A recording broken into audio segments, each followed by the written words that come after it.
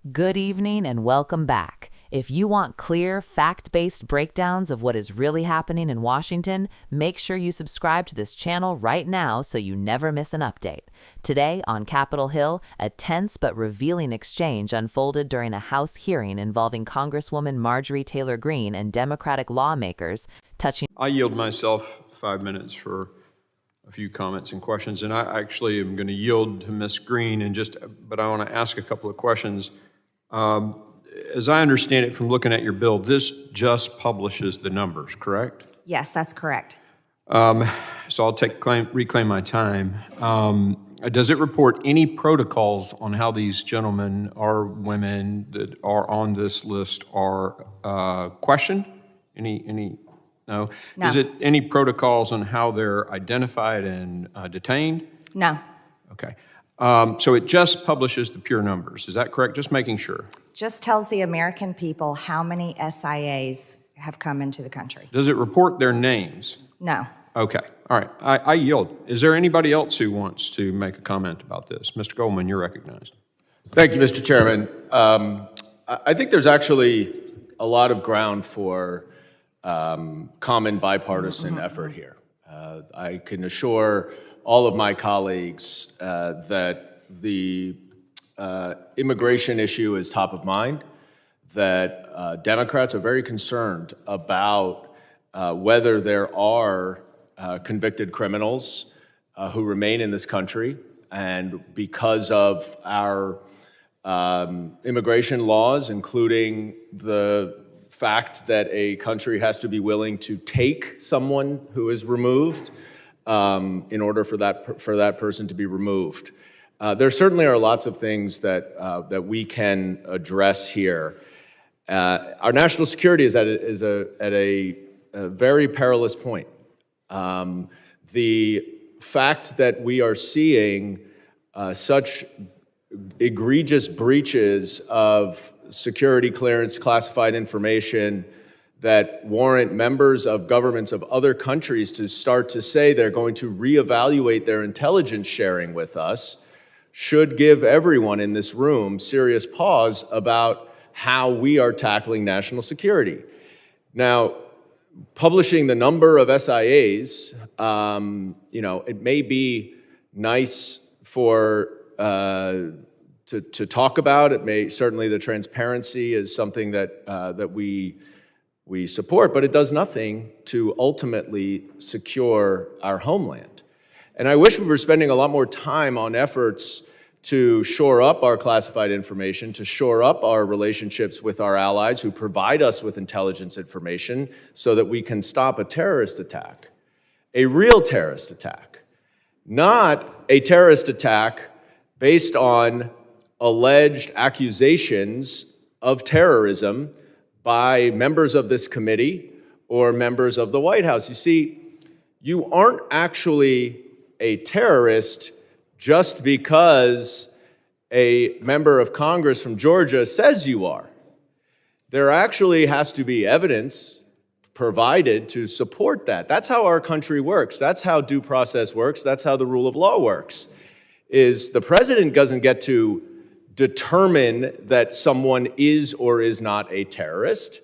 Members of Congress don't get to determine whether someone is or is not a terrorist. But that does not seem to be something that some of my colleagues understand. There's a reason why we have due process in this country, and you may think that due process is not warranted for someone who is not a citizen of this country, or you may think that due process is not warranted for someone who's accused of being a member of a Venezuelan gang or terrorist organization. But once you start going down that slippery slope, then our basic foundations of due process come undone entirely. And I don't understand what the problem is with allowing a neutral arbiter based on evidence to determine whether someone is a terrorist or not. What is the objection that this administration has to presenting evidence to a judge to say, this is the evidence that this person is a member of a particular cartel. What we've seen in one particular case that is top of mind right now is that there's a confidential informant who has said that someone was a member of a foreign gang, a foreign terrorist organization now designated, and that he wore a particular type of baseball hat. There's no corroboration. There's nothing else to corroborate or to confirm what that confidential informant says, at least that has been presented. And I know there are some lawyers on the other side, some former prosecutors on the other side of the aisle who, like me, would never, ever present to a judge a non-corroborated statement from a confidential informant as the basis for establishing anything. And so we're a little off topic, but I did feel I need to address my colleague from Georgia's comments about all of the alleged terrorists who are there are those who are supporting them to stay in. Nobody is supporting any member of a foreign gang to stay in here. We would just like to make sure that people are adjudicated and determined to be a member of a foreign gang by someone other than the President of the United States or a member of Congress. And I yield back. The gentleman yields. I now recognize Mr. Guest for 5 minutes. Thank you, Mr. Chairman. Mr. Chairman, at this time, I would like to yield as much of my time as she may consume to Ms. Greene. Thank you. Ladies recognized. Thank you. I think my colleague across the aisle is very confused and maybe uneducated and uninformed of what a special interest alien is. SIA is a non-U.S. person who is based on an analysis of travel patterns, potentially poses a national security risk to the United States or its interest. Special interest aliens are people from countries identified by the United States government as having conditions that promote or protect terrorism or potentially pose some sort of national security threat to the United States.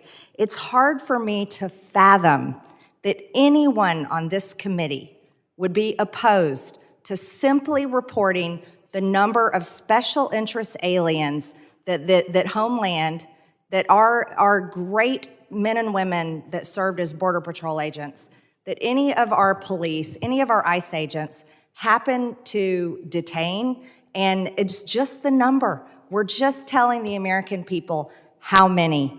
That's it. Would the gentlelady yield for a question? No, I will not yield. The Department of Homeland Security officials have publicly posted information about special interest aliens in the past, including the current Border Patrol chief and his predecessor. Custom and Border Protection already published similar numbers on its public site. For example, the terrorist screening data set. And just to go further, and this is always an interesting dynamic to me. On our side of the aisle, we trust the American people, and we believe they deserve transparency. They deserved the truth from the federal government, because it is, after all, that we swore an oath to serve the American people. And the American people are the taxpayers that pay all of our paychecks. They pay for this building. They fund this government, even though the government has plunged them into $36 trillion in debt and opened up the borders for the past 4 years and allowed it to be flooded with illegal aliens. And then the Biden administration gave them Social Security numbers. You see, this that we are trying to pass today, and we would love to have your participation. We would enjoy and really would thank you for caring about transparency and providing information to the American people that so deserve it, instead of arguing back and forth and watching you all defend special interest aliens, defend terrorists who have come in our country, and defend dangerous, violent cartels who have been deported out of our country. I know too many people that have been murdered by cartels. I know too many people, and I know their families, and have watched them mourn because they have a family member that was killed by illegal alien crimes or murdered by an illegal alien or a cartel member. This should be a simple conversation. We are all Americans, and we serve this country, not foreign countries. And that should be a simple fact that we can all recognize, not have political disagreements about. Congress, by the way, has previously released information as it relates to special interest aliens through hearings and committee reports, including the October 3rd, 2024 report from the House Judiciary Committee titled The Biden-Harris Border Crisis, At Least 1.7 Million Potential National Security Threats. DHS has an obligation to the American people to be as transparent as possible. We owe it to the American people to be as transparent as possible. This is not targeting some innocent migrant or someone that is seeking to be a citizen of the United States. We're talking about special interest aliens, potentially terrorists, people who are linked to terrorist organizations, people who share their travel patterns, people that all of us should not want in the United States, and the American people don't want them here either. This isn't giving their name. This isn't telling what country they're from. This isn't giving their address. This isn't saying where they work. This isn't saying anything. It's not showing their picture. It's simply saying how many came across the border each month. It's very simple, Mr. Chairman. I yield back the remainder of my time. On immigration, national security, and what transparency actually means in practice. The moment centered on a bill introduced by Greene that focuses on publishing numbers related to individuals classified as SIAs, or special interest aliens, people flagged by the government as potentially posing national security concerns. Greene used her time to clarify what her bill does, and just as importantly, what it does not do. Through a series of pointed questions, she confirmed that the legislation simply publishes numerical data. It does not include names, it does not outline interrogation standards, it does not describe how individuals are identified, questioned, or detained. In other words, the bill offers raw numbers and nothing beyond that. Greene framed this as transparency, arguing that the American people deserve to know how many SIAs have entered the country. From her perspective, publishing these figures alone is a step toward accountability, even if it does not change policy or enforcement. Before we go further, take a second to subscribe to the channel. These hearings move fast, and we break them down so you actually understand what is at stake. Then came the response from Congressman Dan Goldman, and this is where the hearing shifted from surface-level transparency to deeper questions about effectiveness and national security. Goldman acknowledged something that often gets lost in the noise. Immigration is a serious concern for Democrats too, including the presence of convicted criminals who remain in the United States due to complex immigration laws and international barriers. For example, removal often depends on whether another country agrees to take someone back, something the U.S. cannot always control. But Goldman argued that simply publishing numbers does not make the country safer. Transparency without action, he suggested, risks becoming political theater rather than policy. He widened the lens to focus on what he described as a far more urgent threat, the erosion of U.S. national security credibility. According to Goldman, repeated breaches involving classified information have already led allied governments to reconsider how much intelligence they are willing to share with the United States. That matters because intelligence sharing is often what stops real terrorist attacks before they happen. From his perspective, the danger is not hypothetical. When allies pull back, warning signals disappear. Publishing statistics does nothing to repair those relationships or strengthen protections around classified information. This exchange highlights a key divide in Washington. One side argues that exposure alone is progress, that shining a light on numbers forces accountability. The other side warns that data without strategy does not stop threats, does not secure borders, and does not protect national security. And that is the deeper lesson here. Policy is not just about what we reveal, it is about what we do with that information.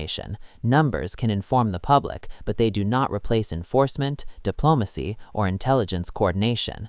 If this kind of context-driven coverage helps you understand what is really happening beyond the soundbites, make sure you subscribe now and stay with us. As Congress continues to debate immigration and national security, the real question remains unanswered. Is transparency alone enough, or does it risk distracting from the hard work required to actually keep the country safe? We will keep following this story and breaking it down in a way that gives you clarity, not confusion. Subscribe to the channel, and we'll see you in the next report.